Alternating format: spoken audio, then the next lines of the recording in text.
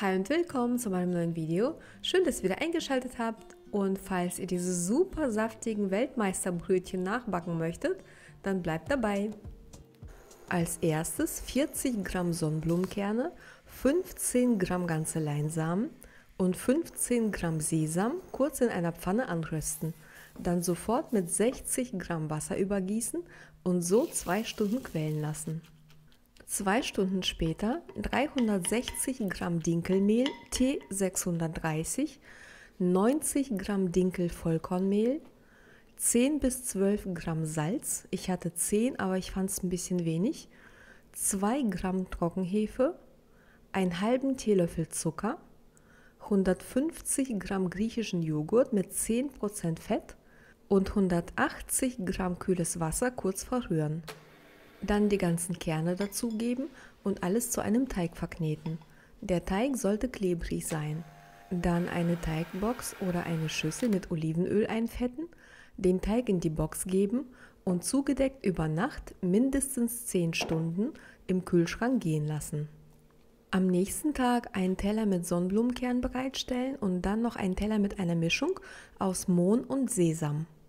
Den Teig auf die Arbeitsfläche geben. Ich nehme kein zusätzliches Mehl und auch kein zusätzliches Öl, weil ich genug Öl in der Wanne hatte, also in meiner Teigbox. Aber ihr könnt es natürlich bei Bedarf machen. Den Teig dann vorsichtig zu einem Rechteck ziehen und in 8 Stücke teilen. Ich habe sie heute nicht abgewogen, ich habe es heute Pi mal Daumen gemacht, aber ihr könnt sie natürlich auch abwiegen, damit sie alle gleich sind. Jedes Teigstück dann zu einem Brötchen formen. Wie man es macht, ist eigentlich egal. Man kann sie rund schleifen, man kann sie als ein kleines Päckchen packen. Ich mache es heute ganz einfach. Ich mache eine kleine Rolle. Als nächstes wälze ich jedes Röllchen erst mit der Naht nach unten in meinen Sonnenblumenkern und dann die Oberseite in der Mohn-Sesam-Mischung. Parallel heize ich auch schon den Backofen vor mit Backblech und dann kommen meine Teigstücke mit der Naht nach unten bei mir aufs heiße Backblech. Das Backblech gebe ich dann in den Ofen und gieße noch 100 ml Wasser auf den Backofenboden. Man kann aber auch eine ofenfeste Schale nehmen. Dann werden die Brötchen wie folgt gebacken: 10 Minuten bei 250 Grad Ober- und Unterhitze oder bei 230 Grad Umluft. Nach 10 Minuten lässt man den Dampf ab und dann muss man die Hitze auch ein bisschen runterstellen.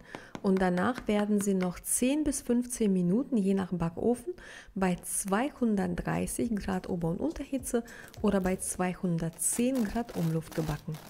Nach dem Backen kann man sie mit etwas Wasser besprühen. Das Wasser macht einen schönen Glanz, muss man aber nicht. Und dann lässt man sie einfach erkalten.